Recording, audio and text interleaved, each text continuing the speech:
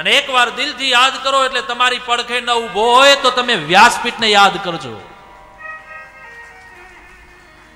અને એનો સંપૂર્ણ અનુભવ આ આનંદ પ્રકાશ સેવા સમિતિને થયો છે ને ત્યારે આ બધા, નહીં તો આ બધી માયાઓ એવી છે કે એમની ઓફિસોમાંથી બહાર ન નીકળે, એમના ધંધામાંથી બહાર ન નીકળે. પણ એ જો પ્રેરણાયુક્ત બની પોતાના ધંધાઓ મૂકીને, પોતાના રોજગારને મૂકીને, પોતાના ફાસ્ટ યુગને મૂકીને જો અહીંયા 9 દિવસ, અને આપણે તો 9 દિવસ જ માનીએ, બાકી તો 9 મહિનાથી આયોજન થઈ રહ્યા છે, ત્યારે આવડા માંડવા નંખાણા છે. સતત પ્રવૃત્તિ, સતત મહેનત, અને એની પાછળનો એક જ ભાવ છે, ગુરુજીની જન્મ શતાબ્દી ભવ્ય અને દિવ્ય રીતે ઉજવવી છે.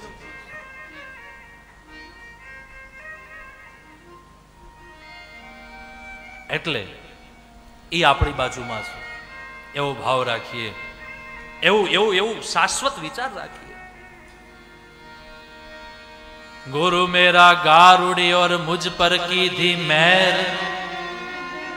मोरो बतायो मोहे मरम नो उतर गया सबसे.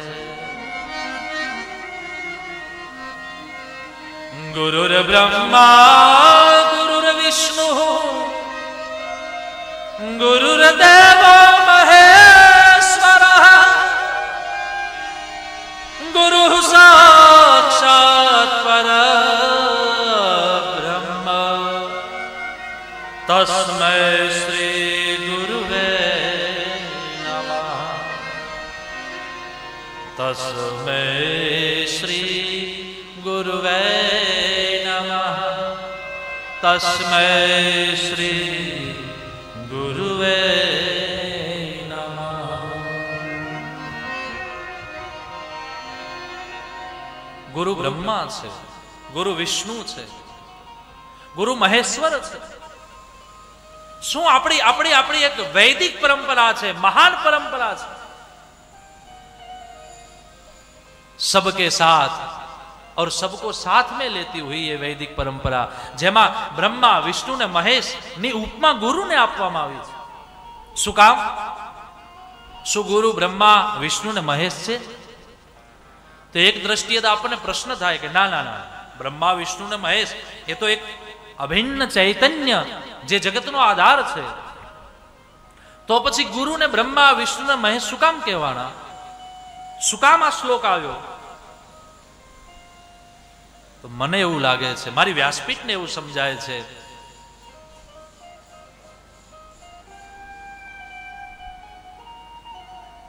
હરિદ્વાર આવવું છે પણ ક્યારે ગયા ન હોઈએ તો કોઈકનો સાથ જોઈએ જે જાણતો હોય. અવધમાં જવું છે, અયોધ્યા જવું છે તો કોઈકનો સાથ જોઈએ કે જે જાણતો હોય અયોધ્યાને, ક્યાં ઉતરવું, ક્યાં જવું, ક્યાં કિનારો છે, ક્યાં જમવું, ક્યાં રહેવું. અને જ્યારે અયોધ્યાના કે હરિદ્વારના દર્શન થઈ જાય ત્યારે આપણી સાથે રહેનારો વ્યક્તિ એને આપણે એમ કહીએ, ભાઈ ધન્યવાદ, થેન્ક યુ, તમારો આભાર, તમે આજ બહુ મોટું મારા માટે કામ કર્યું કે તમે મને રાહ ચીંધ્યો અને મને આ બધા દર્શન કરાવ્યા. એ આપણા માટે એક ગુરુતુલ્ય છે. કેમ કે એને આપણને એક નગરીના, એક મહાન પવિત્ર સ્થાનના દર્શન કરાવ્યા છે. એ આપણા માટે ગુરુતુલ્ય છે. તો મને એવું સમજાય છે કે જો સામાન્ય આવા આ પૃથ્વીલોકના નગરના દર્શન કરાવે, યાત્રા કરાવરાવે એવા વ્યક્તિને પણ જો આપણે ધન્યવાદ દેતા હોઈએ, એના જીવનભર આપણે ઋણી રહેતા હોઈએ. મને ખબર છે કે મારા પિતાજીનો ધંધો યાત્રા પ્રવાસનો, એટલે જે વડીલો મહાપુરુષો મળે એ ઘણીવાર મારા પિતાજીને કહે કે કનુભાઈ, ખરેખર તમે અમને યાત્રા કરાવી એ જમાનામાં, ખરેખર તમે અમારા જાત્રાના ગુરુ છો. આવા શબ્દો મેં સાંભળ્યા છે. તો એ આપણો જાત્રા ગુરુ છે. તો વાલા, આપણને અખંડ ચૈતન્ય સાથે જે આપણી એકતા કરાવે, આપણને નિજતામાં જીવતા શીખવાડે, આપણને આપણા સારા વિચારોથી ઉન્નત બનાવે એવો મહાપુરુષ જ્યારે ભગવાન સાથે મિલન કરાવવા માટે તત્પર થઈને આપણી સામે એક ભૂમિયો બનીને આવ્યો હોય, એક અત્યારની ભાષામાં કહું તો એક ગાઈડ બનીને આવ્યો હોય, એટલા માટે આપણા શાસ્ત્રોએ એને ભગવાન માન્યો છે કે ગુરુ એ ભગવાન છે, અને ત્યારે જ એ અખંડ તત્વ સુધી પહોંચાડવાનો એક આપણને રાહ બતાવે છે.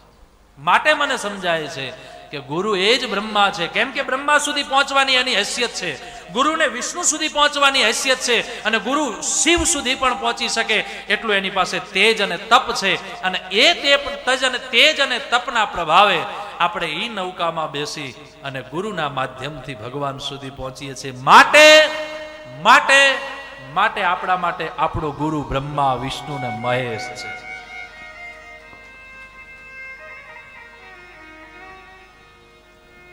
इसलिए हमारा गुरु सामान्य नहीं है. एक में अनेकता जिनमें है और अनेकता में एक है.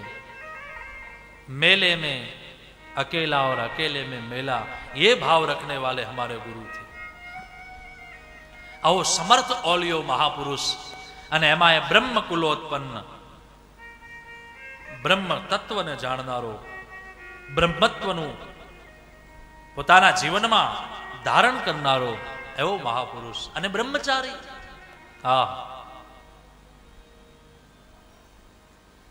એ મહાપુરુષને વંદન કરીએ આ શતાબ્દીની પૂર્વ સંધ્યાએ, અને એટલી જરૂર પ્રાર્થના કરીએ કે હે ગુરુ, જલ્દી से लौट के आइयो इस संसार के लिए, फिर से इस धरातल पे आप जल्दी आइए और फिर से हमारा मार्गदर्शन करे. અમને તમારી રાહ મળે, અમને તમારું સાનિધ્ય મળે, અમે તમારા સાનિધ્યમાં રહી અને વળી પાછી અમારી પેઢીઓને અને આવે છે. મને વિશ્વાસ છે કે જે મહાપુરુષ આ જગતમાંથી જાય છે, એ ભલે લોકો એમ કહેતા હોય કે એ તો પછી અલખમાં મળી જાય ને, એ તરી જાય ને, એ પછી પાછું આ જગતમાં નહીં. હું માનું છું કે આપણો ગુરુ પાછો આ જગતમાં આવે છે. હરિના જન તો મુક્તિ ન માંગે, માંગે જન્મ જન્મ અવતાર. એટલે મને લાગે છે કે એ જ તત્વ પુનઃ પાછું આપણા સમાજમાં આવશે, આપણા પંથકમાં આવશે, અને વળી પાછી આપણી ધુરાને હાથમાં લઈ અને આપણને રસ્તો બતાવશે કે બેટા, શનૈ પંથા શનૈ કંથા, પંથા કંથા શનૈ શનૈ. ચાલો હું તમને રસ્તો બતાવું, એ રસ્તે ચાલો. અને પૂજ્ય બાપુનો એક સુંદર મજાનો ભાવ હતો, એક મહાન ભાવ કે ભાઈ હોય તો કોઈકને દેજો, તમારી પાસે કંઈ હોય તો કોઈકને દેજો, અને તમારી પાસે રોટલો હોય તો ભૂખ્યાને ખવડાવજો.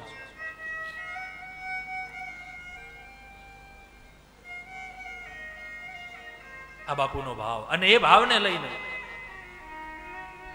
હું તમારી જાણ માટે કહું છું, પ્રચાર પ્રસાર માટે નહીં, પણ આ આનંદ પ્રકાશ સેવા સમિતિ બાબર અમદાવાદ દ્વારા જે આયોજિત આ જન્મ શતાબ્દીની પૂર્વ સંધ્યાએ પૂજ્ય બાપુ નિમિત્તે જે આ કથા છે, આમાં જે કંઈ ફંડ ફાળો કર્યો જ નથી, પણ છતાંય જે લોકો આપે છે પોતાના ઉદાર ભાવથી, એ બધો જ પૈસો આ કથા પૂરી થાય એટલે પૂજ્ય બાપુનો જે ભાવ હતો કે અહીં સંતને ભંડારો, અહીં સંત ભગવાનોને વસ્ત્ર, આવો જે ભાવ હતો પૂજ્ય બાપુનો, એ જ ભાવ આ આનંદ પ્રકાશ સેવા સમિતિએ મનમાં રાખ્યો છે. અને છેલ્લે જે કાંઈ બચત થશે તો એ બચત અહીં પૂરી કરીને દાન દક્ષિણામાં અને ભંડારામાં પૂરી કરીને જવાનું છે.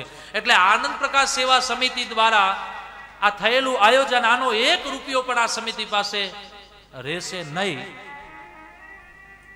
અને કદાચ જો ખૂટશે તો આ 9 જણા કોઈની પાસે માંગવાના પણ નથી, એ જાતે એકબીજા એડજસ્ટ કરી અને એમાંથી સંપૂર્ણ કાર્ય કરી લેશે. અને વિશેષ અહીં રોજ ગીતા કુટીરમાં રોજના 1000 થી વધારે સાધુઓ, 1000 થી વધારે ને, હું 1000 થી વધારે સાધુઓ રોજ બપોરે 3:30 થી 4:30 કે 4:30 થી 5 થી 6, 5 થી 6 માં 1000 સાધુઓ પર ડે ભોજન લઈ રહ્યા છે પૂજ્ય બાપુની જન્મ શતાબ્દી નિમિત્તે, અને તમારા બધાના પ્રેમના અને ભાવને લઈને. 1000 થી વધારે સાધુ. અને જો તમારે એના દર્શન કરવા હોય તો બપોરે 5 થી 6 માં સાંજના સત્રમાં, અહીં આમ તો પાઠ ચાલતો હોય છે, પણ છતાંય એકાદ દિવસ એ મહાપુરુષોના દર્શન કરવા હોય સંત ભગવાનના, તો ગીતા કુટીરમાં જજો. અને ત્યાં જ્યારે ભોજન કરી હરે હર કરીને જ્યારે નીકળે છે ત્યારે તમને એના દર્શન કરવા મળશે. તમને એમ થશે કે વાહ, બાપુએ જે વિચાર્યું હતું એ કાર્ય અત્યારે પણ થઈ રહ્યું છે. બાપુએ ચિંધેલો રસ્તો અત્યારે ચાલુ છે.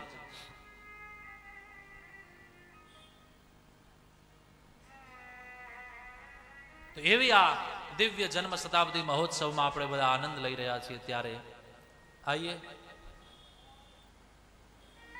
ગુરુજીની આ જન્મ શતાબ્દી નિમિત્તે જેનું માધ્યમ લઈને આપણે બેઠા છીએ એવા ભાગવતજીની યાત્રામાં પ્રવેશ કરીએ. વિશેષ મહાપુરુષોની હાજરી છે એટલે એક વાત સત્ય કરું કે બાપુ,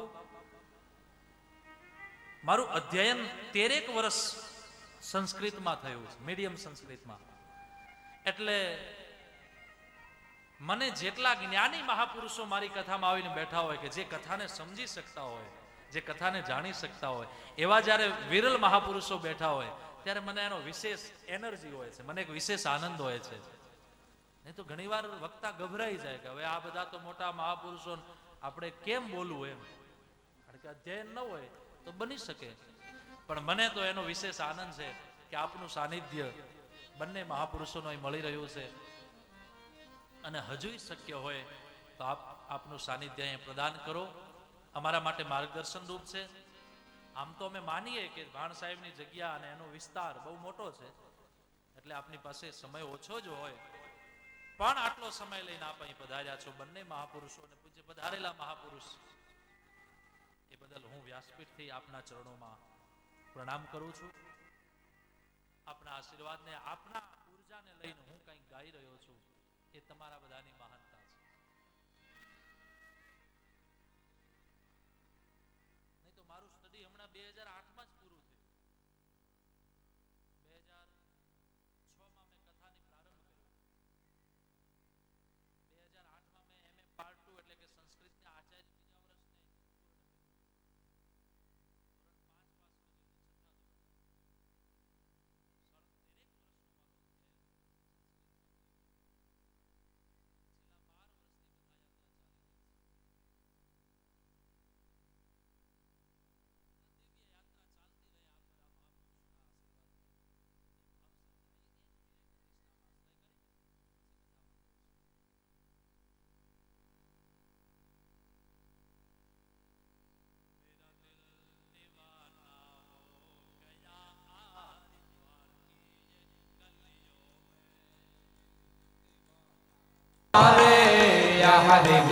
पड़े फुवारे, सावन की मस्त बहारे, यहाँ रिम झिम पड़े फुवारे. सावन की मस्त बहारे, यहाँ रिम झिम पड़े फुवारे. मन बंसी की धुन में, बंसी की धुन में, बंसी की धुन में खो गया वृंदावन की गलियों में. मन बंसी की धुन में खो गया वृंदावन की गलियों में. मन बंसी की धुन में खो गया वृंदावन की गलियों में. मन बंसी की धुन में खो गया वृंदावन की गलियों में. जो होना था सो हो गया वृंदावन की गलियों में. जो होना था सो हो गया वृंदावन की गलियों में. जो होना था सो हो गया ये हरिद्वार की ये गलियों में. जो होना था सो हो गया हरिद्वार की गलियों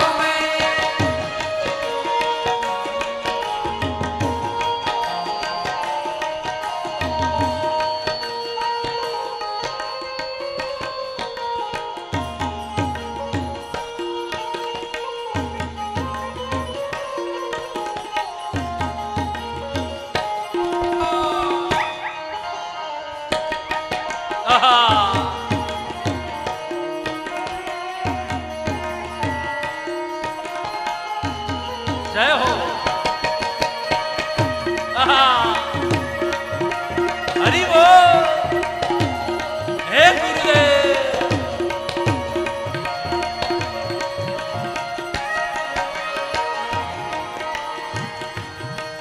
मेरे मोहन मुरली वाले तुझे बुझ बिन कौन संभाले। मेरे मोहन मुरली वाले मुझे तुझ बिन कौन संभाले। मेरे मोहन मुरली वाले मुझे तुझ बिन कौन संभाले। मेरे मोहन मुरली वाले मुझे तुझ बिन कौन संभाले। क्यों क्यों मेरा चित्त चुरा के हो गया वृंदावन की गलियों में। चुरा के हो गया वृंदावन की गलियों में। मेरा चित्त चुरा के हो गया वृंदावन की गलियों में। मेरा चित्त चुरा के हो गया वृंदावन की गलियों में। मेरा दिल दिल दिल दिल दिल दिल दिल दिल दिल दीवाना हो गया वृंदावन की गलियों में। मेरा दिल दीवाना हो गया वृंदावन की गलियों में। जो होना था सो हो गया वृंदावन की गलियों में। जो होना था सो हो गया वृंदावन की गलियों में।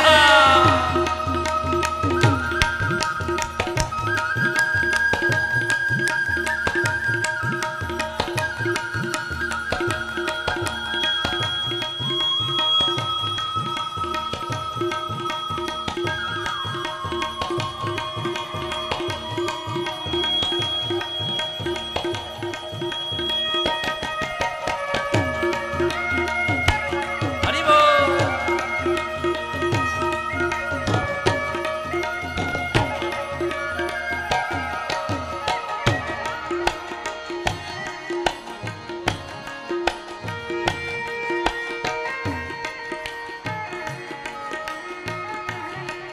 मैं टुंडत टुंडत आया मुझे मिला न मुरली वाला।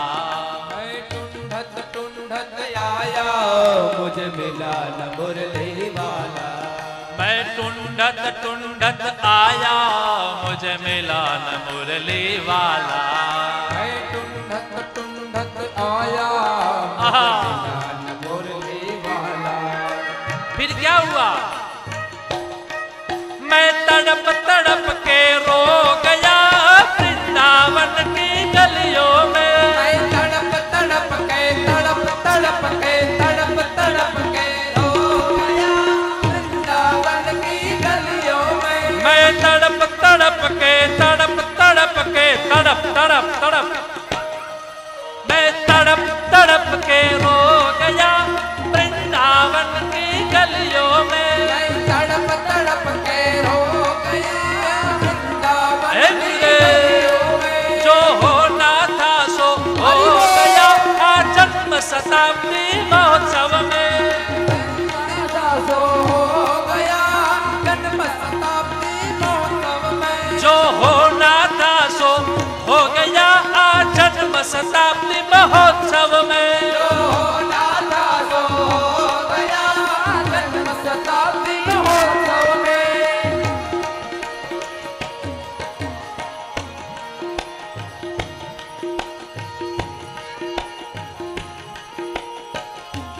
आहा।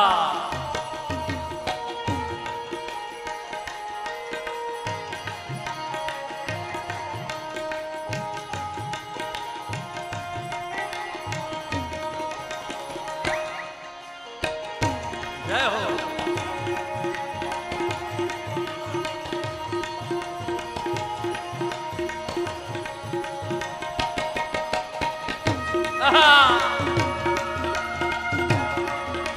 हाँ रघुवंशी हाँ।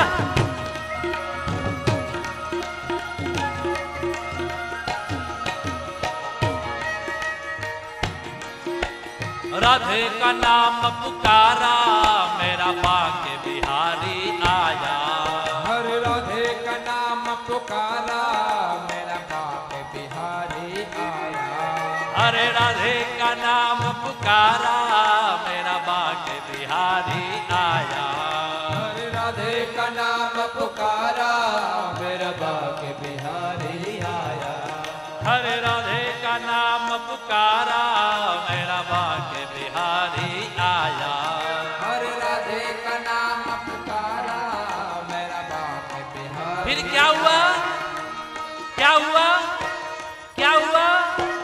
राधे संग दर्शन, राधे संग दर्शन, राधे संग दर्शन, राधे संग दर्शन हो गया वृंदावन की गलियों में। हरे राधे संग दर्शन हो गया वृंदावन की गलियों में। हाँ, राधे संग दर्शन, राधे संग दर्शन हो गया वृंदावन की गलियों में। हरे राधे संग दर्शन हो गया वृंदावन की गलियों में। जो होना था सो हो गया वृंदावन की गलियों में। जो होना था सो हो गया वृंदावन की गलियों में। मेरा दिल दिल दिल दिल दिल दिल दीवाना हो गया वृंदावन की गलियों में। मेरा दिल दीवाना हो गया वृंदावन की गलियों में। जो होना था सो हो गया वृंदावन की गलियों में। सो हो गया वृंदावन की गलियों में। मेरा दिल दीवाना हो गया वृंदावन की गलियों में। होना सो हो गया वृंदावन की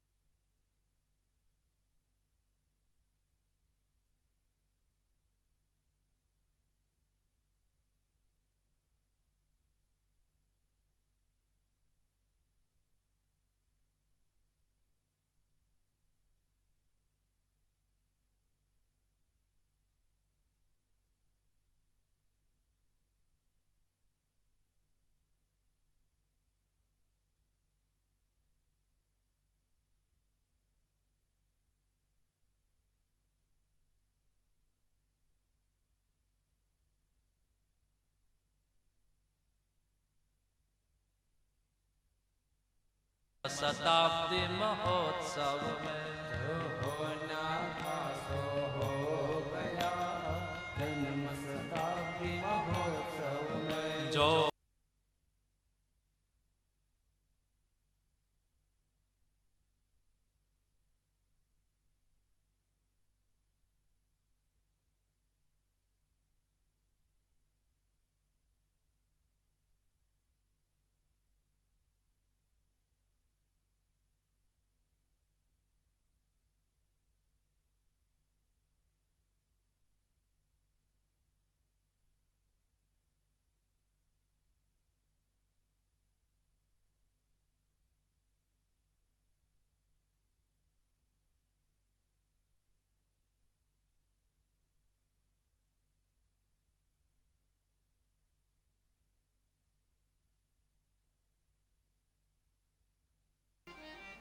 અને ત્યારે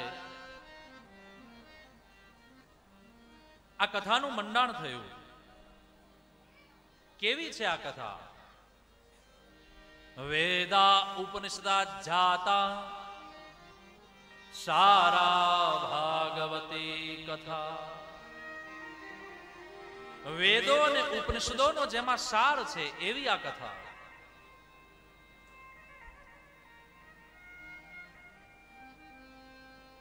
ऐसी सार युक्त ये कथा भगवान सुत जी महाराज गा रहे हैं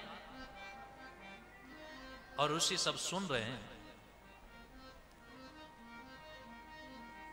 ब्रह्म संवितम भागवत केवू छे? बोले भगवान नु गायेलू छे, स्वयं भगवान नारायणे गाયું છે. આનો કોઈ રચયિતા નથી. વેદવ્યાસજીએ તો ખાલી પછી આનું વિમોચન કર્યું, બાકી તો આદિ ચતુશ્લોકી ભાગવત ભગવાન નારાયણના મુખમાંથી નીકળી છે. અને એવી આ ભાગવત કથા ઋષિઓ સાંભળી રહ્યા છે. પણ આ ભાગવતને સાંભળવાથી શું થાય? અથવા તો જેને સાંભળવા મળી છે, માતાજી થોડો અવાજ ઓછો,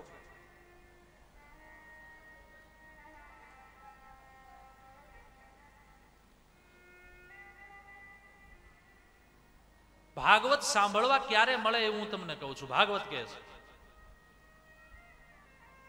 ભાગ્યોદયેન બહુજન્મ સમર્જિતેન સત્સંગમં ચ લભતે પુરુષો યદાવે અજ્ઞાન હેતુ કૃત મોહમદાંધકાર ના સંવિદાહિ તદોદયતે વિવેક.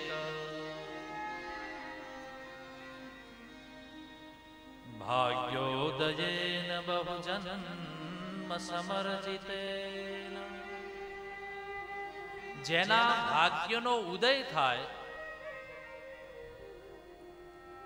અને કેટલા સમયનો થાય, બોલે બહુજન્મ સમર્જિતેન, કેટલાય જન્મોના પુણ્યો જ્યારે ભેગા થાય ત્યારે ભાગ્યનો ઉદય થાય છે.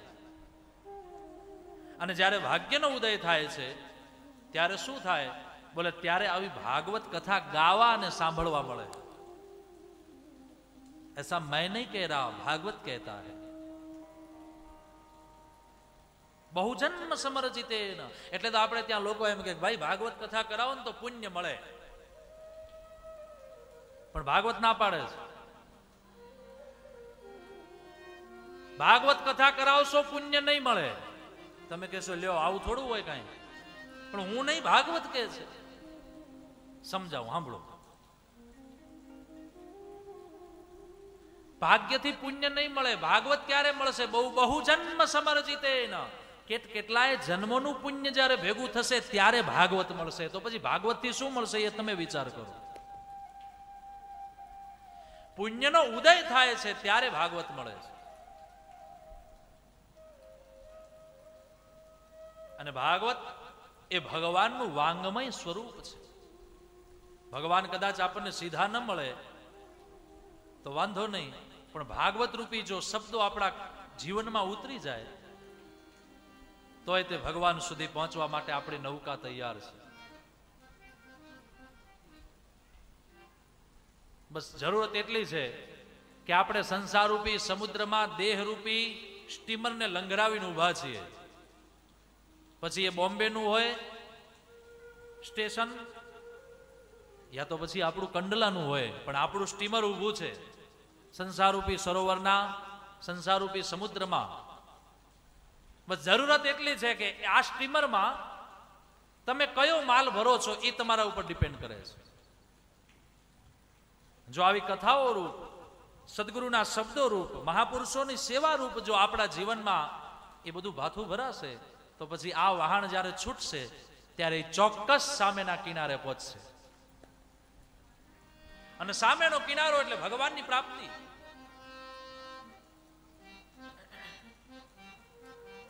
ભગવાનથી ભેટો.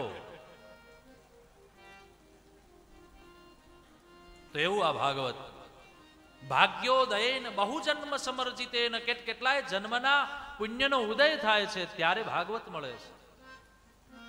અને ત્યારે શું મળે? સત્સંગમં ચ લભતે પુરુષો યદાવે. સત્સંગમમ, સત્સંગ મળશે, મહાપુરુષનો સાનિધ્ય મળશે, પુરુષો યદાવે. અને પછી શું થશે? અજ્ઞાન હેતુ કૃત મોહ મદાંધકાર. અજ્ઞાન, અણસમજ, એ અજ્ઞાન દૂર થશે. અજ્ઞાન કૃત મોહ, પછી મોહ જશે. જો અજ્ઞાન એ મૂળ પાયો છે, અજ્ઞાન હશે એટલે મોહ થશે. વસ્તુમાં, વ્યક્તિમાં, વિભૂમાં, પૈસામાં, કોઈ પણ ક્ષેત્રમાં જ્યારે મોહ થાય ત્યારે સમજવાનું. મોહ થવાનો અર્થ એવો પણ નથી કે તમે કમાવો નહીં. બે હાથે નહીં, ચાર હાથે કમાવો. હા, તમે કમાવો છો એ મોહ નથી, પણ તમે કમાયા પછી જે ભેગું કરો છો કે આ મારું જ છે અને મારે ક્યાંય વાપરવું નથી, ત્યારે સમજવાનું કે તમારામાં અજ્ઞાન પડ્યું છે. કમાવું એ ગુનો નથી, પણ કમાયા પછી ભેગું કરવું અને વાપરવું નહીં, કોઈ નાનામાં નાના વ્યક્તિ સુધી તમારો પૈસો પહોંચે નહીં તો સમજવાનું કે તમે મોહના માયામાં જકડાયેલા છો. એટલે ભાગવત કહે છે કે મોહ ક્યારે આવે? બોલે એના મૂળમાં અજ્ઞાન પડ્યું હોય તો. અજ્ઞાન હેતુ કૃત મોહ. અને મોહ થાય ત્યારે શું આવે? મદ, અભિમાન. જેના જીવનમાં અજ્ઞાન પડ્યું છે, સાચી સમજણ નથી, સાચા શાસ્ત્રોનું જ્ઞાન નથી, સાચા મહાપુરુષોને સેવ્યા નથી, એના જીવનમાં અજ્ઞાન છે. અને અજ્ઞાન છે એટલે મોહ થશે. મોહ થશે તો શું થશે? મદાંધકાર. એના જીવનમાં મદ આવશે. મદ એટલે અભિમાન.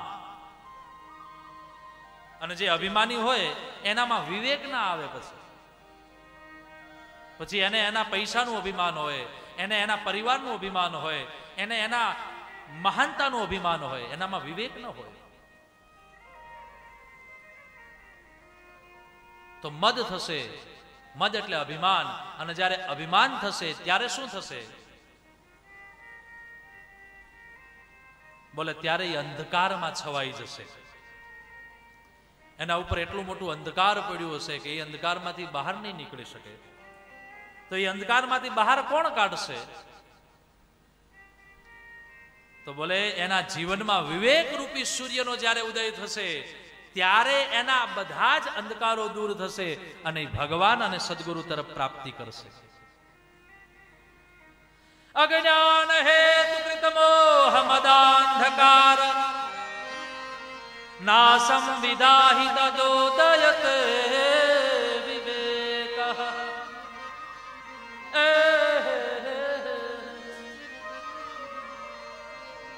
અજ્ઞાન હેતુ કૃત મોહ મદાંધકાર નાસં વિદાહિ તદોદયતે વિવેકઃ.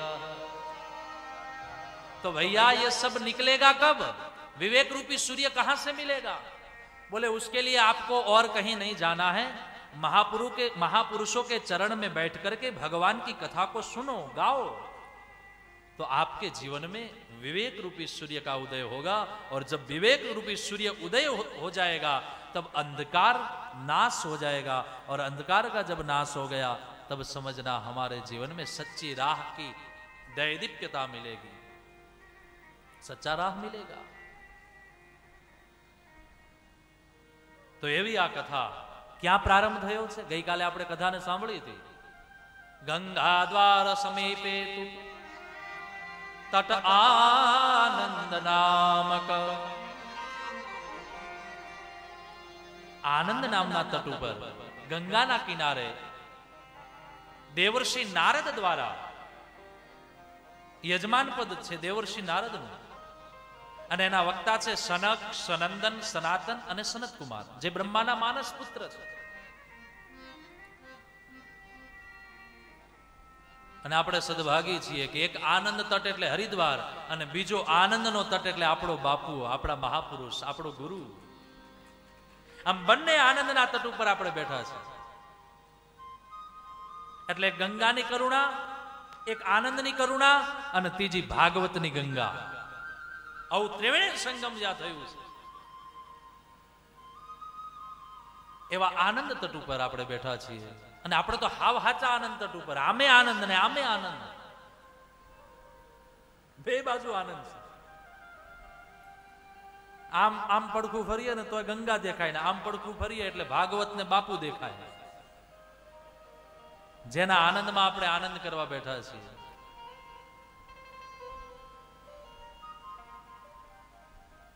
એવા પૂજ્ય બાપુ, એવું આનંદ સ્થાન. અને ત્યાં અનેક ઋષિઓ આવ્યા છે. ભૃગુ, વશિષ્ઠ, ચવન, મેધાતિથિર, દેવલ, દેવરાત, રામસ્તથા ગાદિસુતઃ, સાકલો, ભૃકુંડ પુત્ર, ત્રિજ પિપ્પલાદ. આવા અનેક અને એકલા નહીં, સહપુત્ર શિષ્યા, પોતાના શિષ્યો સાથે આવ્યા છે, પોતાના પરિવાર સાથે આવ્યા છે. અને પછી ભગવાન ભાગવતની કથા સાંભળવા બેઠા છે. શું કામ? તો કે જ્ઞાન, ભક્તિ અને વૈરાગ્ય, આ ત્રણેયને ઉદ્ધારિત કરવા માટે, આ ત્રણેયને આનંદ આપવા માટે. કેમ કે ભક્તિ યુવાન છે, એના બે દીકરા જ્ઞાન અને વૈરાગ્ય એ વયોવૃદ્ધ થઈ ગયા છે, એટલે મા યુવાન હોય ને દીકરા વયોવૃદ્ધ હોય ને એમાંય અચેત પડ્યા છે. એટલે એ બધાને જાગૃત કરવા માટે, એ બધાને યોગ્ય દિશા આપવા માટે દેવર્ષિ નારદે ગંગાના તટ ઉપર ભાગવત કથાનું યજમાન પદે આયોજન કર્યું. અને એમાં અનેક ઋષિઓ આવ્યા છે, જેના વક્તા છે સનકાદી ઋષિ. સમજાય છે ને બરાબર? અને પછી આવી કથાનો પ્રારંભ. કેવી છે આ કથા? સદા સેવ્યા શ્રીમદ ભાગવતી કથા યસ્યાહ શ્રવણ માત્રેણ હરિશ્ચિત્તમ સમાશ્રયે. ભગવાન નારાયણ સ્વયં ભાગવતમાં વચન આપે છે, સુનો, જે આ ભગવાન ભાગવતજીની કથાને સદા સેવ્યા રોજ સેવન કરશે, આને ગાશે, આને વાંચશે. કોને? બોલે શ્રીમદ ભાગવતી કથા. આ ભાગવતજીની કથા ને તો શું થશે? બોલે યસ્યા શ્રવણ માત્રેણ, આનું શ્રવણ કરવાથી ભગવાન એમ કહે છે, સ્વયં નારાયણ એમ કહે છે કે હરિશ્ચિત્તમ સમાશ્રયેત, એને ભગવાનના હૃદયમાં સ્થાન મળશે. કેવી રીતે? તો આપણો કોઈ પ્રેમી વ્યક્તિ હોય તો એ આપણને એમ કે ભાઈ અમે તમને બહુ યાદ કરીએ છીએ, તો સારું, બહુ સરસ, આપણને ગમે. પણ આપણું કોઈ પ્રિય પાત્ર હોય અને એ એમ કે તમારી યાદ અમારા દિલમાંથી હટતી જ નથી, બીજા કોઈ કામ કરવામાં મન નથી લાગતું, અબ તો यूं ही तुम्हारी बेचैनी में हम खोए रहते हैं. અને આવો ભાવ છે ભાગવતમાં ગોપીઓનો. એક તો યાદ આવવી અને એક યાદ દિલમાંથી જવી જાય જ નહીં. આમાં બંનેમાં ફરક છે ને. એકને યાદ કરીએ ત્યારે યાદ આવે અને એકની યાદ હટતી જ ન હોય. એમ ભગવાન કહે છે કે જે ભાગવતથી પ્રીતિ કરશે, આને ગાશે, આને સાંભળશે, એ વ્યક્તિને હું મારા દિલમાં સ્થાન આપીશ. આવું ભગવાન બોલ્યા છે ભાગવતમાં. हरिश्चित्तम समाश्रयेत, मैं अपने चित्त में, मैं अपने दिल में उसको विराजित करूंगा. હવે ભગવાનના દિલમાં જો આપણું સ્થાન હોય તો આપણે કેટલા ભાગ્યશાળી, આપણે કેટલા મહાન કે આપણને ભગવાન એમ કહે કે તું મારા દિલમાં છે, તું મારા પાસે છે. તો એવી આ ભાગવતની કથા. અને પાછી મુક્તિદાન એ નગર જતી, હાથ ઊંચા કરીને કહે છે કે આવો મારા શરણમાં, હું તમને મુક્તિ આપીશ. કારણ યત ફલમ નાસ્તિ તપસા ન યોગે ન સમાધિના તત્ફલમ લભતે સમ્યક. જે ફળ ક્યાંયથી ન મળે એ ફળ ભગવાન ભાગવતજીની કથા શ્રવણ કરવાથી મળે છે, એવું ભગવાન કહે છે. માટે આવી કથાને સાંભળો.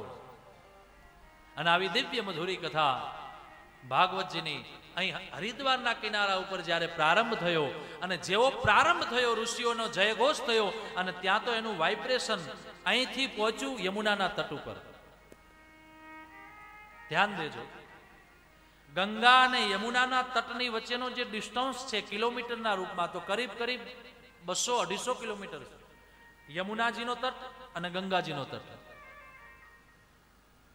250 કિલોમીટરનું અંતર છે. યમુનાનો તટ એટલે વૃંદાવન, મથુરા, ગોકુળ, અને હરિદ્વાર એટલે ગંગાનો તટ. તો આ બંનેની વચ્ચેનો ડિસ્ટન્સ છે કિલોમીટરના રૂપમાં 250 કિલોમીટરથી વધારે. પણ કથાનો પ્રારંભ અહીં થયો અને એનું વાઇબ્રેશન, એનું એક તરંગો પહોંચ્યા યમુનાના તટ ઉપર. અને જ્યાં ત્યાં પહોંચે છે ને ત્યાં તો બંને એ દીકરાઓ જે વયોવૃદ્ધ હતા એ યુવાન થઈ ગયા, અને જે મા યુવાન હતી એ થોડી વયોવૃદ્ધ થઈ, અને આમ ચોકઠું બરાબર થયું, અને બંને દીકરાઓ આળસ મરડીને ઊભા થયા. અને ત્યાં તો ભક્તિ નાચવા માંડી, વાહ દેવર્ષિ વાહ, તમે મારા માટે આ કામ કર્યું. અને પછી તો ભક્તિ દેવીએ પોતાના બધા જ સાથી મિત્રો સાથે, કોઈ હાથમાં ઝાંઝ લીધી, કોઈ પખાજ લીધી, કોઈ મૃદંગ લીધું, કોઈ ઢોલક લીધું, કોઈ તબલા લીધા, અને ભગવાન શ્રી હરિનું નામ ગાતા ગાતા ગાતા યમુનાના તટથી નીકળ્યા, ગંગાના તટ ઉપર આવે છે. થોડા વોઇસ બદલો.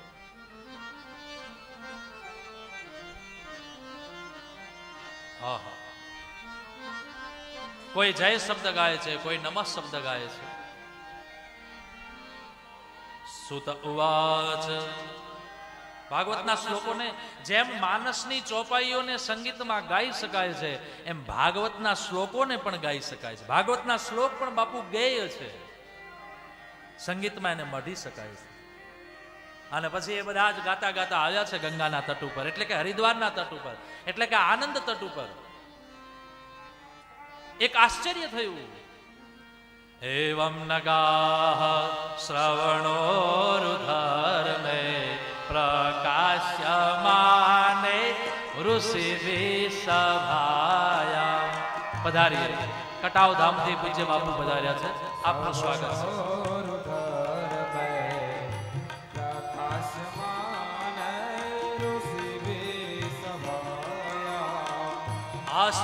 આશ્ચર્યમેકમ સમભૂતદાને તદુચ્યતે સંશૃણુ સૌનક. આશ્ચર્યમેકમ સમભૂતદાને તદુચ્યતે સંશૃણુ સૌનકત્વમ. હે સૌનકાદિ ઋષિઓ, સાંભળો, એક આશ્ચર્ય થયું. શું થયું?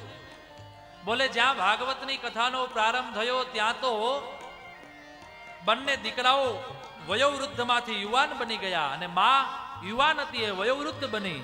આવું આશ્ચર્ય થયું ભાગવતની કથાથી. અને પછી ભક્તિ સુતૌ તૌ તરુણો ગૃહીત્વા પ્રેમે કરૂપા સહસા વિરાસે.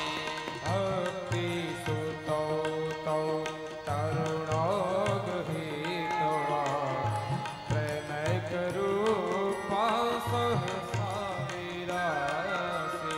શ્રી કૃષ્ણ ગોવિંદ હરે મુરારી, હે નાથ ના નાથે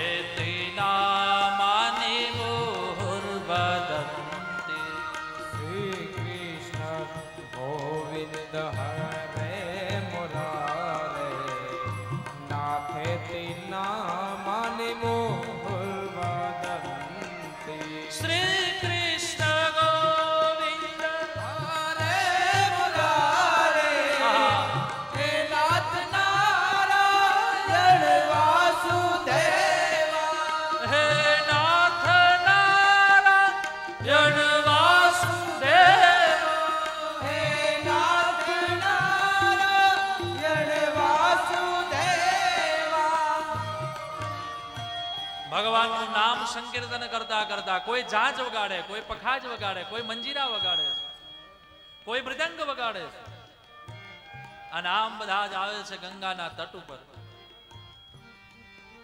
બધાના દિલમાં બહુ ભાવ છે. અને જ્યાં ભક્તિ દેવીનું પ્રાગટ્ય થયું કથામાં, ત્યાં તો બધાએ વિચાર કર્યો કે ઓહો, ભક્તિ દેવી આવ્યા છે, પધારો પધારો દેવી, તમારું સ્વાગત છે. ભક્તિ દેવીના સ્વાગત કરે છે. જય હો.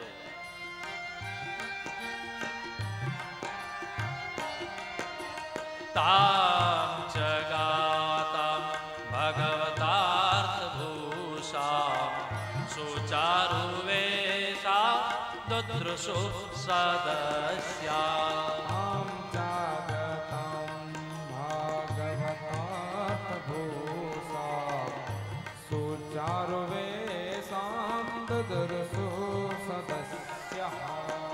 કથમ પ્રવેષ્ટા કથમાગતેયમ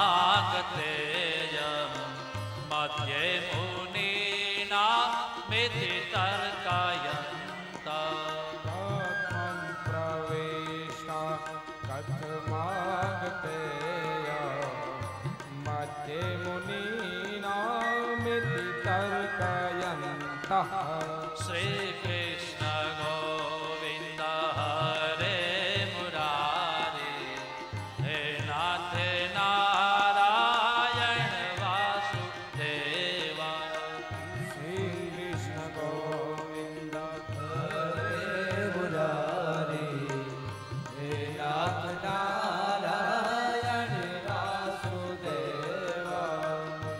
જ્યાં દેવીનું પ્રાગટ્ય થયું, ભક્તિ દેવી પધાર્યા, ત્યાં તો બધાએ સ્વાગત કર્યું, પધારો પધારો પધારો, અને સ્વાગત કરી. ઋષિઓએ વિચાર કર્યો ભક્તિને ક્યાં આસન આપીએ, ક્યાં બેસાડીએ. અને ત્યાં તો સનત કુમારોએ કહ્યું કે દેવી તમારું સ્વાગત છે મારી કથામાં. ઊંચો કુમારા વચનમ તદાને કથાર્થતો નિષ્પતિતા ધુનેયમ એવં ગિરસાસ સુતાન સમય સનત કુમારમ નિજગાદન.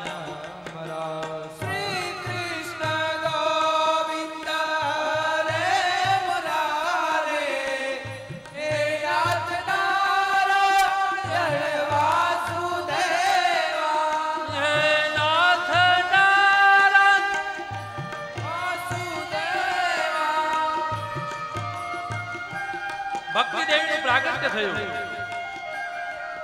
અને જ્યાં ભક્તિ દેવી પ્રગટ થયા અને આવ્યા અને ત્યાં તો બધાએ સ્વાગત કર્યું, પધારો પધારો દેવી તમારું સ્વાગત છે અમારી કથામાં. જ્ઞાન અને વૈરાગ્યની સાથે ભક્તિ દેવીનું જ્યાં પ્રાગટ્ય થયું અને ત્યાં તો બધાએ વિચાર કર્યો કે આ ભક્તિ એ આ જગતનો આધાર છે. કેવો આધાર છે? બોલે કલપ પ્રવિષ્ટા કલિ પ્રવણષ્ટાપી કથા રસેન. કલિયુગના માણસો માટે ભક્તિ એ મહાન સાધન છે. એવી આ ભક્તિ દેવીનું પ્રાગટ્ય થયું. હે દેવી અમે તમને ક્યાં બેસાડીએ? અને ત્યાં તો ભક્તિ દેવીએ કહ્યું મારા નારાયણની કથા થઈ રહી છે, મારા પતિની કથા થઈ રહી છે, ત્યાં મારે કોઈ આસનની જરૂર ન હોય, પણ છતાંય તમારી મહાનતા છે, તમે મને સ્વાગત કરીને બોલાવો એ તમારી મહાનતા છે. બાકી મારા પતિની, મારા ભગવાનની જ્યાં કથા થતી હોય ત્યાં તો હું અવશ્ય આવું છું. અને આવું છું તો શું કરું છું એનું પણ પ્રમાણ આપ્યું ભક્તિ દેવીએ કે હું મારા પતિની કથામાં જ્યારે આવું છું અને ત્યારે मैं मेरी पति की कथा में बैठने के लिए सबके दिल में बैठ जाती हूं. હું મારા શ્રોતાઓના હૃદયમાં બેસું છું ને એવું અહીં વચન આપે છે ભક્તિ દેવી. ભક્તે સુગોવિંદ સ્વરૂપ કર્ત્રી પ્રેમે કધર્ત્રી ભવરોગ હંત્રી સાત્વમ ચ તિષ્ઠસ્વ સુધૈર્ય સંશ્રયાઃ નિરંતરમ વૈષ્ણવ માનસાને. શ્રી કૃષ્ણ ગોવિંદ હરે ગાઈએ હે નાથ નારાયણ વાસુદેવા. હે નાથ નારાયણ વાસુદેવ. હે નાથ નારાયણ વાસુદેવા. ભક્તિ દેવીએ વચન આપ્યું કે હું મારા પતિની જ્યાં કથા થતી હોય ત્યાં આવું છું, પણ ક્યાં બેસું છું? તો ભક્તિ દેવી કહે છે કે હું મારા ભક્તોના હૃદયમાં બેસું છું, શ્રોતાઓના હૃદયમાં. અને જ્યારે શ્રોતાઓના હૃદયમાં ભક્તિ દેવી બેસે છે ત્યારે શું થાય? તો કહે છે गोविंद स्वरूप कर्त्री मैं उनको मेरे पति के रूप का बना देता हूं. જેવા મારા ગોવિંદનું રૂપ છે એવું રૂપ એનું હું બનાવું છું, એવું દૈદીપ્યમાન રૂપ એનું બને છે. સ્વરૂપ કર્ત્રી પછી પ્રેમેક ધર્ત્રી, હું એને પ્રેમથી ભરી દઉં છું. તો એને બધા પ્રેમ કરે ને એ બધાને પ્રેમ કરે. પ્રેમેક ધર્ત્રી પછી બોલે ભવરોગ હંત્રી, પછી હું એના ભવના રોગોને હરી લઉં છું. કેમ? કેમ કે મારા પતિનો પ્રેમી બની જાય છે, એ મારા ભજનમાં લીન બને છે, અને જ્યારે ભજનાનંદી બને છે એટલે એના ભવના રોગ હું હરી લઉં છું. આ ભવનો રોગ એટલે કયો? આપણના શરીરમાં રોગ થાય એ રોગની વાત નથી અહીં ભાગવતમાં. ભવનો રોગ એટલે આદ્ય ગુરુ ભગવાન શંકરાચાર્યજી કહે છે,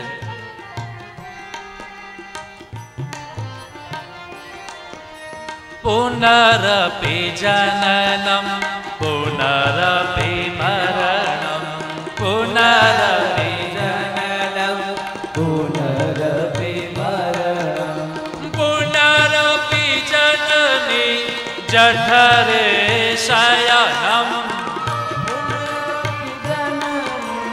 જઠરે શયનમ પુનરપિ જનની જઠરે શયનમ પુનરપિ જનની જઠરે શયનમ પુનરપિ જનનમ પુનરપિ મરણમ પુનરપિ જનનમ પુનરપિ મરણમ. તો વારંવાર જન્મવું ન પડે, વારંવાર મરવું ન પડે અને ભગવાનમાં સ્થિત થઈ જઈએ, એને કહે છે અહીં ભવરોગ હંત્રી. જે આદ્ય ગુરુ શંકરાચાર્ય ભગવાને આપણને સમજાવ્યું છે આ જ ભાગવતના શબ્દ ઉપર. અને એટલું જ નહીં, સાત્વમ ચ સસુધૈર્ય સંશ્રયાહ, હું એના જીવનમાં ધૈર્યતા આપું છું, ગંભીરતા આપું છું. એ ગમે એવી પરિસ્થિતિમાં આમ વિચલિત ન થાય. એને વિશ્વાસ હોય એના ભજનનો, એને વિશ્વાસ હોય એના ભરોસાનો. અને સાહેબ ભરોસો જ તારે છે. હા, બાકી ભરોસા વગરનું તો કાંઈ ચાલતું નથી. भले हम अपनी बुद्धि लगाए, हमारा तर्क लगाए, लेकिन भरोसा ही काम कर जाता है. भरोसा वगैरह कहीं चालતું નથી. અને એ ભરોસો અકબંધ હોય, અખંડ હોય, પ્રેમ યુક્ત હોય, તો એ ભરોસો મારા અને તમારા જીવનનો અકબંધ છે. ધૈર્ય,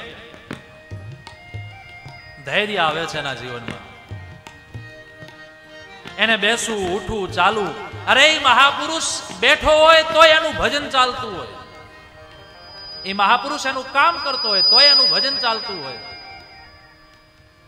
એ મહાપુરુષ વાતો કરતો હોય તો એનું ભજન ચાલતું હોય. એવી ધૈર્યતા જેના જીવનમાં આવી જાય.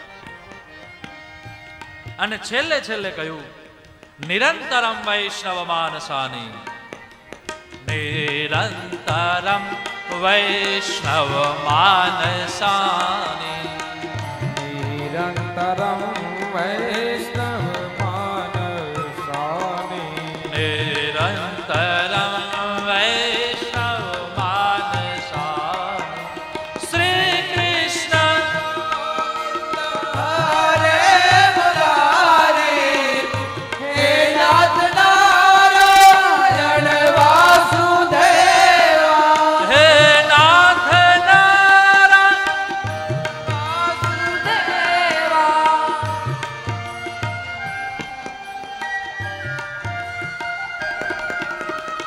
ભક્તિ દેવી કે સાંભળો સાંભળો સાંભળો, એ શ્રોતાઓ સાંભળો. ભક્તિ કહે છે,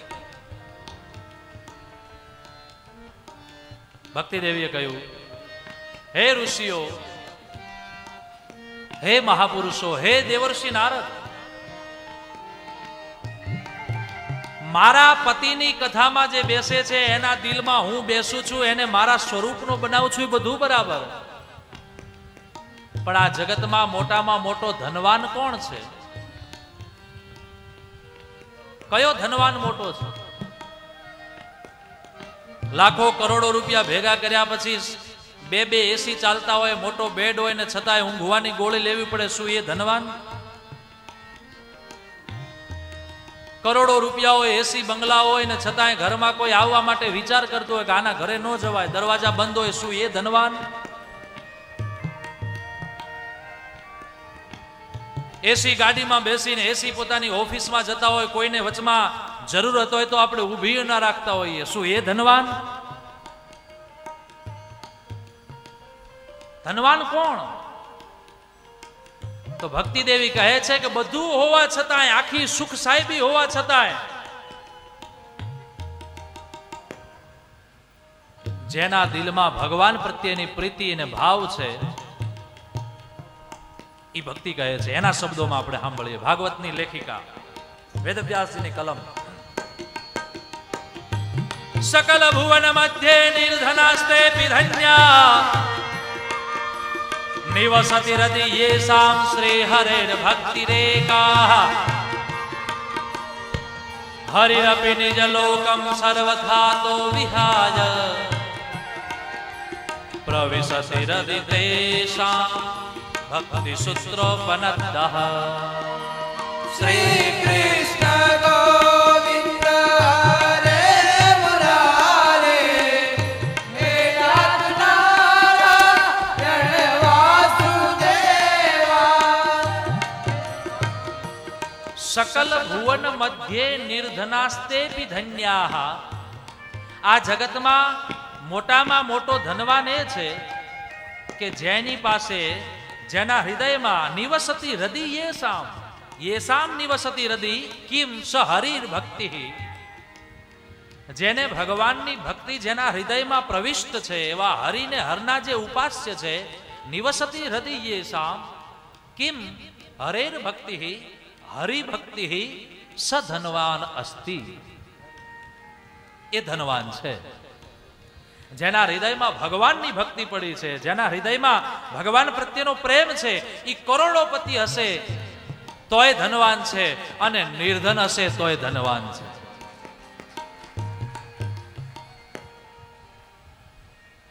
માટે હરિરપી નિજ લોકમ સર્વથા તો વિહાય. માટે બધા જ વિચારોને છોડી અને બને એટલા દિલથી પીગળી અને તમારી પાસે જે કાંઈ છે એ બીજાને આપવાનો પ્રયત્ન અને પ્રયાસ કરો.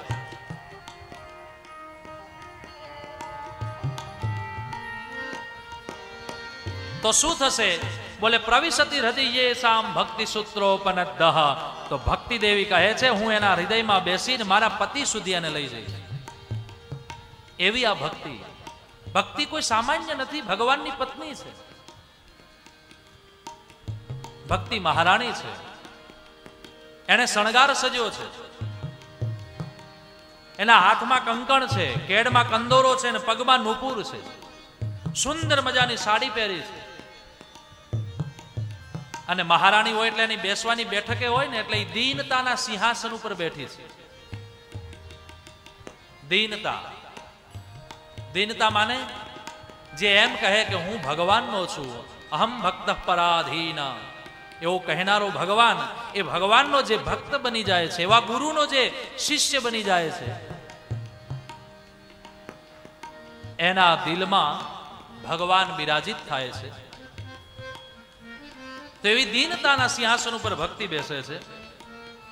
અને દીનતાના સિંહાસન પર બેઠેલી ભક્તિના બે સંતાનો છે, બે દીકરાઓ છે, જ્ઞાન અને વૈરાગ્ય. એટલું જ નહીં, એની એક દાસી છે. ભાઈ ઘરમાં મોટો બંગલો હોય, કરોડોપતિ હોય તો આપણા ઘરમાં તે કામવાળી આવે ને કામ કરવા માટે, કપડાં ધોવા માટે, ઝાડુ પોછા કરવા માટે. ઘણાના બંગલાઓમાં રાંધવા માટે પણ હોય, કારણ કે આપણને ભગવાને સગવડ આપી છે તો બે માણસની જીવિકા ચાલે. બહુ સારી વાત. તો આપણને જો સગવડ મળતી હોય તો ભક્તિ તો મહારાણી છે, ભગવાનની પત્ની છે. તો એને ત્યાં દાસી છે અને દાસીનું નામ છે મુક્તિ. જે ભગવાનની ભક્તિ કરશે એને મુક્તિ મળશે. એનો હાથ મુક્તિ પકડીને ભગવાન સુધી લઈ જશે કે એ હાલો હાલો હું તમને ભગવાન સુધી લઈ જાઉં. તો ભગવાનની પત્ની ભક્તિ છે ને ભક્તિની દાસી મુક્તિ છે. પણ એ મુક્તિ ક્યારે મળશે? તો ભક્તિ કહે છે કે હું જેના હૃદયમાં વસું એને આટલું કામ કરવું જોઈએ.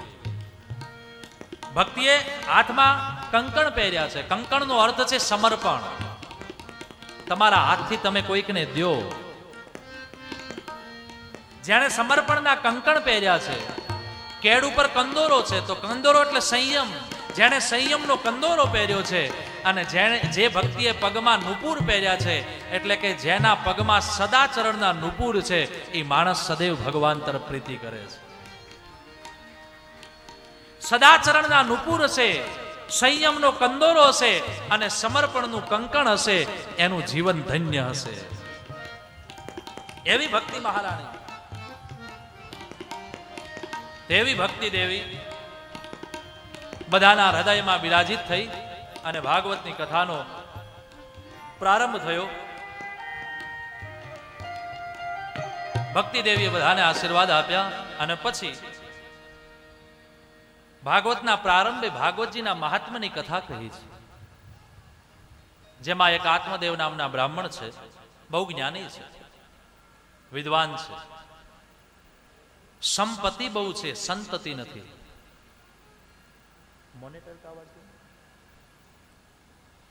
સંપત્તિ છે પણ સંતતિ નથી. સંતતિ એટલે સંતાનો, સંપત્તિ માને મિલકત. तो पैसा है लेकिन परिवार नहीं है, ये दुख की बात. એટલે આત્મદેવ વિચારે છે કે મારે શું કરવું જોઈએ. વિચાર કરતા કરતા કરતા આત્મદેવ એક દિવસ સામે કિનારે જાય છે. ત્યાં તુંગભદ્રા નદીનો કિનારો છે અને ત્યાં આવે છે, ગુરુજીના ચરણમાં બેસીને ગુરુજીને કહે છે, ગુરુજી મને સંતતિ આપો. મારી પાસે સંપત્તિ બહુ છે પણ ભોગવવા માટે મારી પાસે પરિવાર નથી, મારે દીકરા નથી, મને તમે દીકરો આપો. ગુરુજી કહે છે, બેટા તારા ભાગ્યમાં એક નહીં 7 જન્મ સુધી સંતતિ નથી. બોલે એમ ન ચાલે.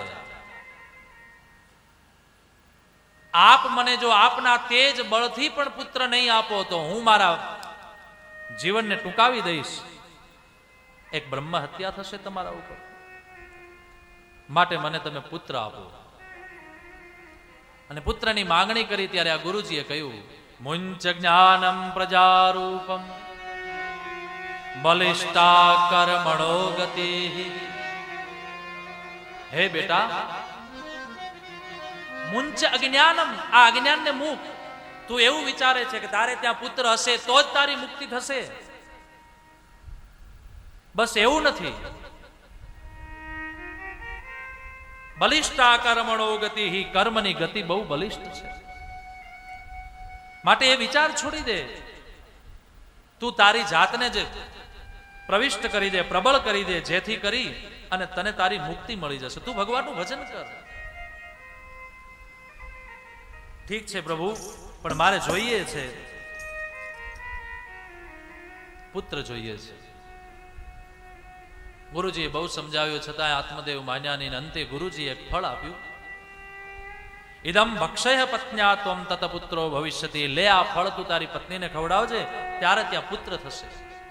પણ સાંભળજે, ધ્યાન રહે, આ પુત્ર તારા ભાગ્યનો નથી, હું મારી ભક્તિથી આપું છું, મારા તપથી આપું છું. માટે આ તારું સંતાન, આ તારો પુત્ર તને શાંતિ નહીં આપે. એટલે હજુય વહેલું છે, માન જાઓ હમારી બાત કો.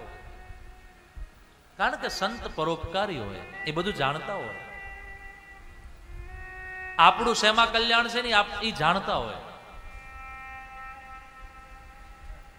એટલે સંત જ્યારે સાચું સમજાવે ને ત્યારે આપણે એના ઉપર રીસ ન કરવી જોઈએ, પણ એટલું સમજી લેવું જોઈએ કે આપણો ગુરુ, આપણો મહાપુરુષ આપણને જે કહે છે એમાં ક્યાંક આપણું કલ્યાણ હશે. તમે કોઈ સારી પેઢી બનાવતા હો અને તમને નામ ગમતું હોય, એ નામ તમારા ગુરુને ન ગમતું હોય, પછી ગુરુ બીજું નામ આપે તો એને સહજ સ્વીકારી લેવું જોઈએ કે વાહ, મને ગમે છે, એમાં કદાચ ગુરુને યોગ્યતા નહીં હોય તો ગુરુ બીજું આપ્યું, આપણે એ સ્વીકારી લો. પણ પૂછીએ ગુરુને ને પાછું વાત આપણી રાખીએ, મને આ ગમે છે, મને આ ગમે, મને આ ગમે. એટલે ગુરુ એમ કહે સારું તો તું આ રાખ. નહીં, તમે સમર્પણનો ભાવ કરો કે તમે જે કયો એ.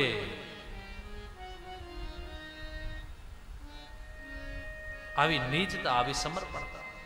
એટલે ગુરુએ કહ્યું કે આ તને પુત્ર તને શાંતિ નહીં આપે, એટલે તું હજુ છોડી દે આ વિચારને. બોલે નહીં.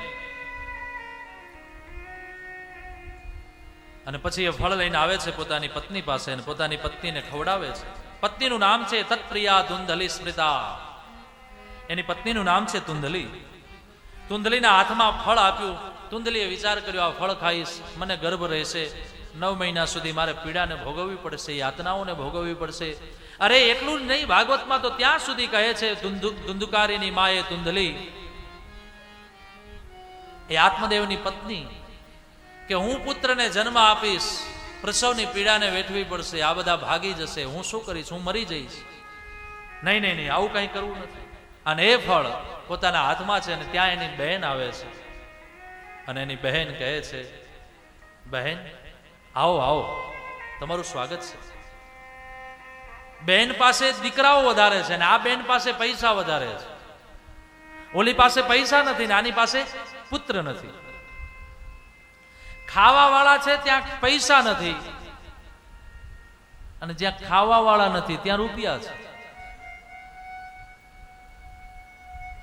હાવ સાચી વાત છે. ઝૂંપડામાં હોઈએ ત્યારે કિલો કેરી લાવીએ ને તોય તે એનો રસ મજા આવતી હોય ખાવાની, અને એના એ ઝૂંપડાની જગ્યાએ આપણે કરોડોપતિ બની જઈએ, મોટા બંગલા થઈ જાય, અને જ્યારે આપણે કેરીના કરંડિયા લાવતા હોઈએ ત્યારે ડોક્ટરો એમ કહેતા હોય કે આપણે નહીં ખવાય. એટલે જ્યારે સમય હતો, હા બહુ સાચી વાત કરું છું, જ્યારે સમય હતો ખાવાનો ત્યારે પૈસા નહોતા. जब खाने की इच्छा थी तो पैसा नहीं था. अब जब पैसा हो गया तो शुगर ની ગોળી લેવી પડે છે.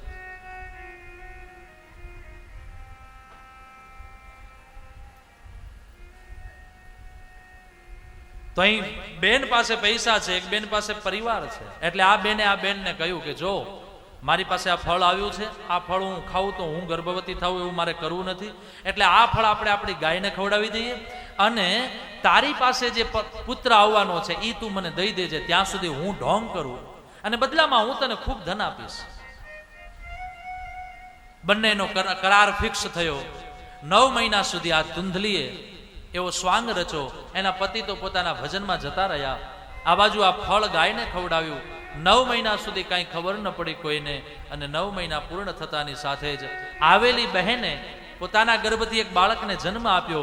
એ ધુંધલી એમ કહી દીધું બધાને કે આ મારો દીકરો છે. બદલામાં ખૂબ ધન આપ્યું.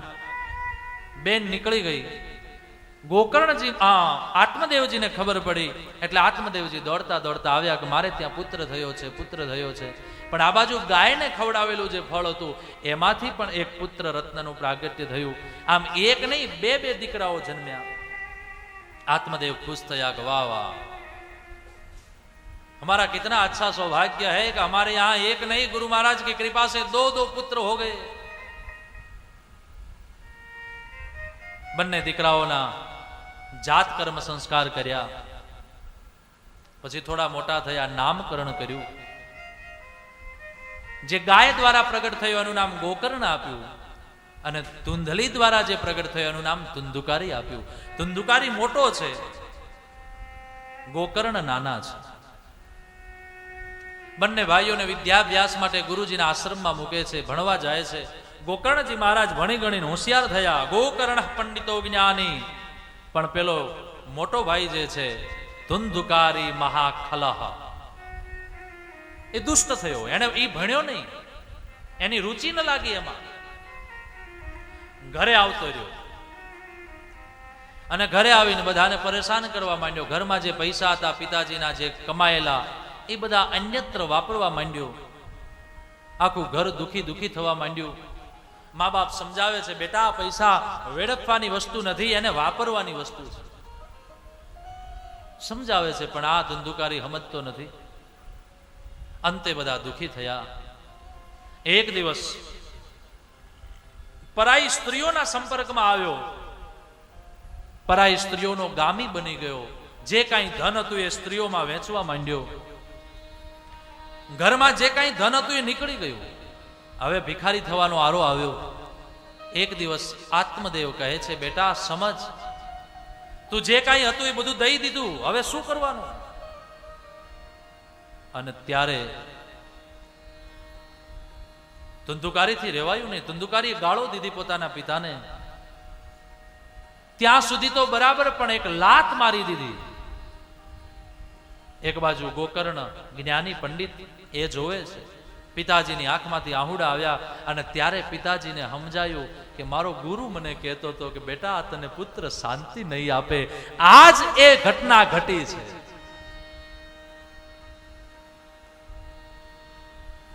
મને મારા ગુરુના વચન યાદ આવ્યા. આત્મદેવની આંખમાંથી આંસુડા નીકળ્યા. અસાર ખલુ સંસારો દુઃખ રૂપી વિમોહક સુતઃ કસ્ય ધનમ કસ્ય સ્નેહવાંજ્વલતે નિશમ. અહીંયા કોણ કોનું છે? અસાર ખલુ સંસારો. આ સંસાર અસાર છે. જેને આપણે આપણા માનીએ છીએ એ જ સમયાંતરે બીજાના થઈને આપણને હેરાન કરે છે. માટે કરબદ્ધ પ્રાર્થના કરું છું યુવાન ભાઈ બહેનોને, બને એટલે તમારા મા બાપની સેવા કરજો. એ પણ એક ગુરુ ભક્તિ છે. તમારા સાસુ સસરાની સેવા કરજો. તમારા પરિવારમાં પ્રેમયુક્ત રહેજો. એ તમારા જીવનનું મોટું સાધન છે. તમારા જીવનની મોટું ગુરુ ભક્તિ છે. તમારા જીવનનો એક અમૂલ્ય અવસર છે. અને એમાં એ માતાઓને, ખાસ દીકરીઓને, તમે જે ઘરમાં જાઓ એ ઘર તમારું ઘર નથી, તમારો ગ્રહસ્થાશ્રમ છે, તમારું એક મંદિર છે એવું માનજો.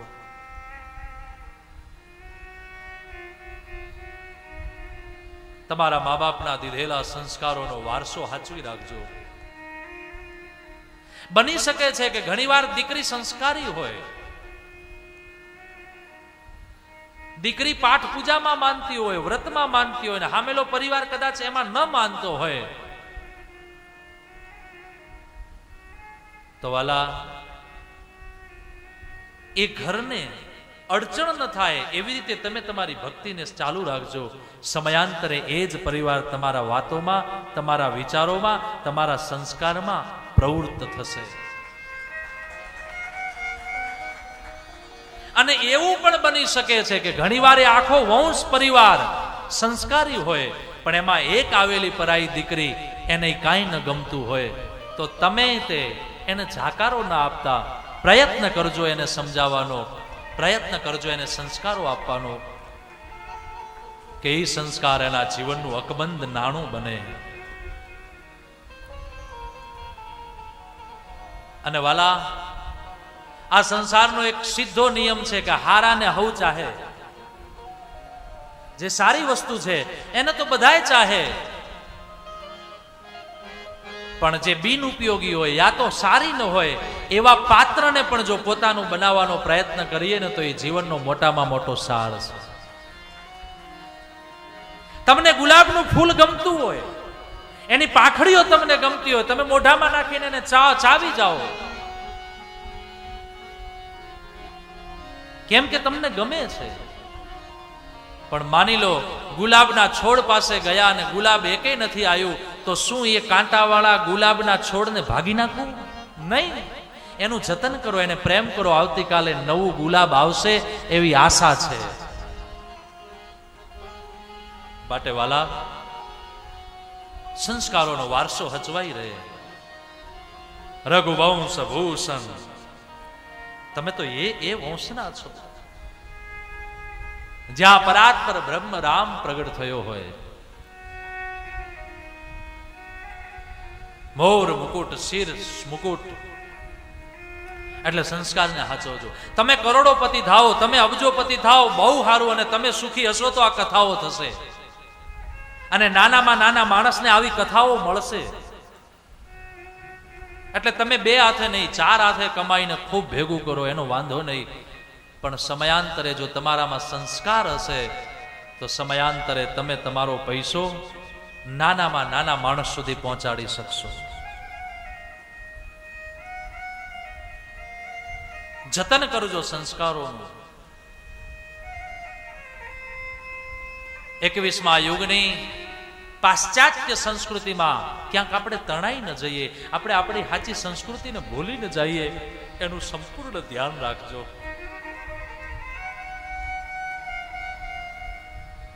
તમે તમારા કપડા ટૂંકા પહેરશો તો કદાચ તમારા પરિવારને ગમતું હોય તો સારું, વાંધો નહીં, પણ તમારો સંસ્કારનો વારસો ક્યાંક ટૂંકો ન થઈ જાય એનું ધ્યાન રાખજો.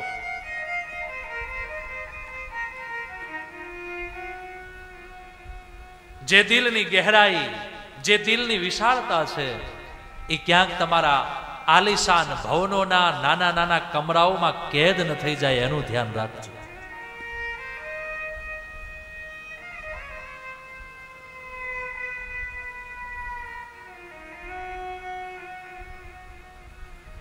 સદૈવ બીજાને દેવાનું, તમારા આંગણે આવેલાનો આતિથ્ય સત્કાર થાય એનું ધ્યાન રાખજો. તમારી સરળતાનું ધ્યાન રાખજો. એ તમારી સંસ્કૃતિ છે.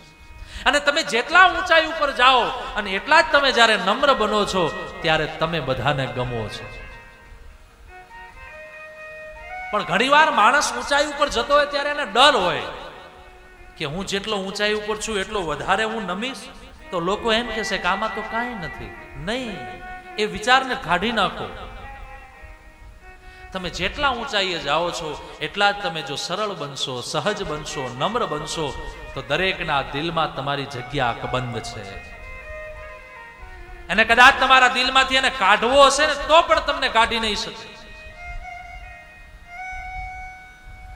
કારણ કે તમારી સહજતા છે ને એના દિલમાં ઘર કરી ગઈ હશે.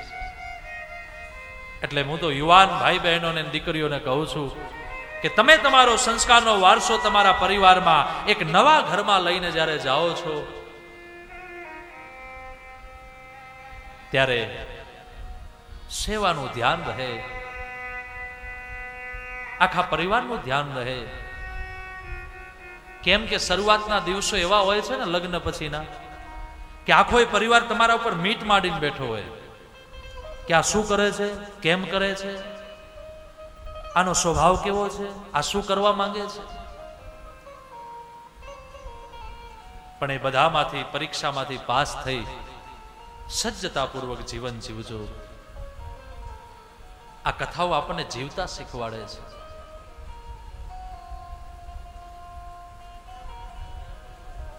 કરહું સદા સંગ કર પદ